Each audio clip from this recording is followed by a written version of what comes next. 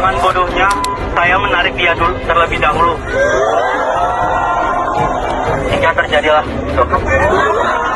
Kasus mahasiswa Politeknik Negeri Jakarta yang kepergok bermesraan dengan sesama jenis di lingkungan kampus masih menjadi sorotan publik.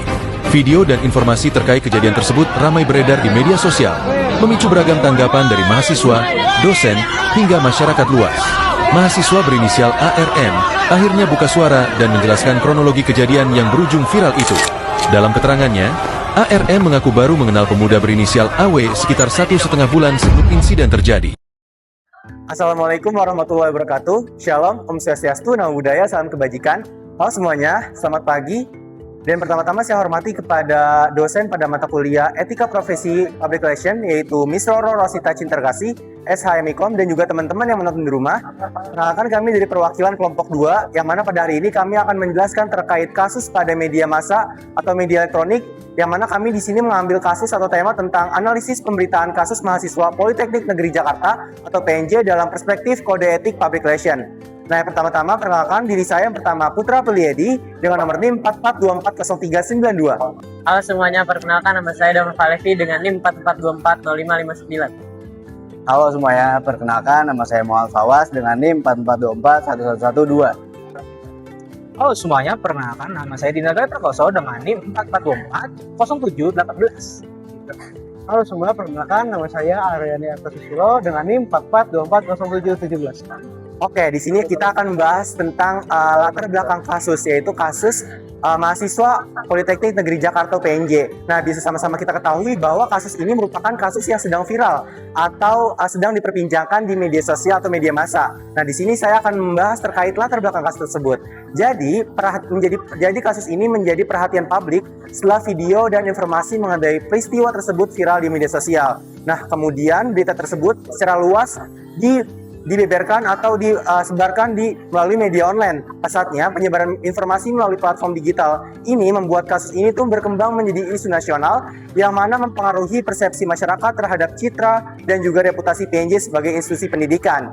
Oke, dalam situasi seperti ini, public relation memiliki peran yang sangat penting dalam mengelola komunikasi krisis dan juga memberikan informasi yang akurat serta menjaga kepercayaan publik. Oleh karena itu, kasus ini dianalisis menggunakan teori-teori public relation. Yang pertama yaitu situational crisis communication theory, yang kedua ada excellent theory, yang ketiga ada stakeholder theory, agenda setting theory, dan terakhir adalah teori etika deontologi untuk menilai efektivitas penanganan krisis serta penerapan etika komunikasi dan juga institusi. Oke, next. Pembahasan pertama kita membahas tentang Situational Crisis Communication Theory atau disingkat SCCT. Nah, dalam Situational Crisis Communication Theory merupakan kerangka teori yang sangat dikembangkan oleh W. Timothy Holmes sejak tahun 1995 dan juga terus disempurnakan dalam karya-karyanya berikut. Teori ini dibangun atas pikiran bahwa respon komunikasi yang efektif dalam situasi krisis harus disesuaikan dengan tipe dan juga konteks krisis yang dihadapi oleh organisasi.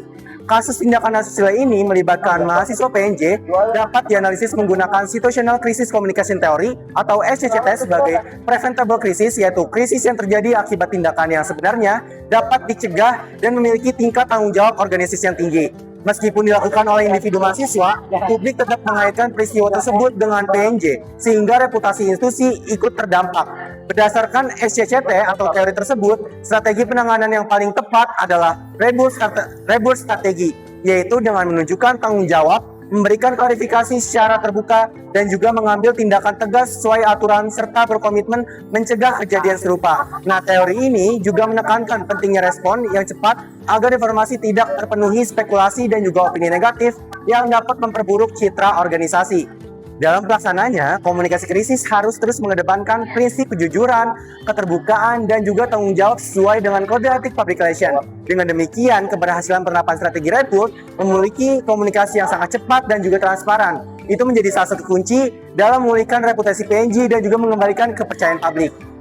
Oke, next di sini ada excellence theory. Yang pertama, kasus viral mahasiswa PNJ menimbulkan perhatian dari berbagai opini dari masyarakat. Yang kedua, PNJ perlu memberikan klarifikasi yang cepat, jelas, dan transparan untuk menghindari kesalahpahaman. Dan yang ketiga, kampus juga perlu memperhatikan respon dari mahasiswa, media, dan masyarakat sebagai bentuk komunikasi dua arah. Yang keempat, melalui komunikasi yang terbuka, PNJ dapat menjaga citra institusi dan mempertahankan kepercayaan publik. Menurut Excellence Theory, penanganan komunikasi krisis PNJ lebih efektif apabila kampus tidak hanya menyampaikan informasi, tetapi juga mendengarkan dan merespon publik secara aktif. Next, kita masuk ke stakeholder theory.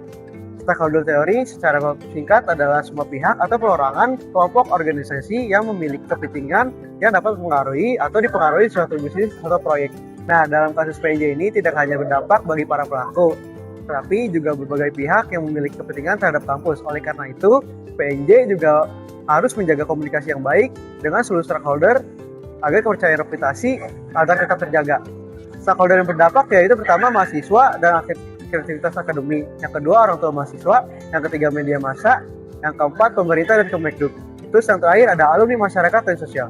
Analisisnya yaitu pertama kita ada setiap stakeholder memiliki kepentingan dan harapan yang berbeda. Yang kedua, media berperan membentuk opini publik terhadap PNJ. Yang ketiga, ada orang tua dan masyarakat yang menuntut transparan serta tindakan tugas dari kampus. Yang terakhir adalah komunikasi yang efektif dapat membantu memulihkan kepercayaan publik dan menjaga reputasi institusi. Oke, selanjutnya di sini saya akan menjelaskan agenda setting teori. Yaitu agenda setting teori dikemukakan oleh Maxwell Malcolm dan Donald Shaw pada tahun 1972. Teori ini menjelaskan bahwa media massa itu tidak secara langsung menentukan apa yang harus dibicarakan masyarakat. Akan tetapi, media sangat berpengaruh dalam menentukan isu apa yang dianggap penting oleh masyarakat. Di sini ada 3 tingkatan agenda setting. Yang pertama ialah media agenda, yaitu media yang memilih dan menonjolkan isu tertentu. Lalu yang kedua ialah public agenda. Masyarakat menganggap isu tersebut penting untuk dibahas. Lalu yang terakhir ialah policy agenda. Pihak yang berwenang terdorong mengambil tindakan atau kebijakan. Oke, di sini saya akan menjelaskan analisis kasus PNJ dengan teori agenda setting. Hubungan agenda setting teori dengan kasus PNJ ialah yang pertama, kasus PNJ pertama kali viral melalui media sosial sehingga menarik perhatian masyarakat dan memicu berbagai diskusi di ruang digital. Lalu yang kedua ialah melihat tingginya perhatian publik. Media online memulai memberitakan kasus tersebut secara intensif dan terus memperbarui pengembangan informasinya. Lalu yang ketiga ialah pemberitaan yang berulang membuat masyarakat menganggap kasus ini sebagai isu yang penting, sehingga muncul tuntutan agar pihak kampus memberikan klarifikasi dan mengambil tindakan yang tegas. Lalu yang terakhir ialah tekanan dari media dan publik akhirnya mendorong PNJ untuk memberikan respon secara resmi, melakukan investigasi, serta menangani kasus sesuai aturan yang berlaku. Kasus PNJ ini menunjukkan bahwa media sosial dan media online berhasil membentuk perhatian publik terhadap suatu isu, sehingga mendorong institusi untuk mengambil tindakan dan memberikan respon kepada masyarakat. Selanjutnya, deontological etika teori. Teori etika deontologi yang dikemukakan oleh Immanuel Kant menyatakan bahwa suatu tindakan dinilai berdasarkan kewajiban moral, aturan, dan prinsip etika, bukan berdasarkan hasil atau konsekuensi yang diperoleh.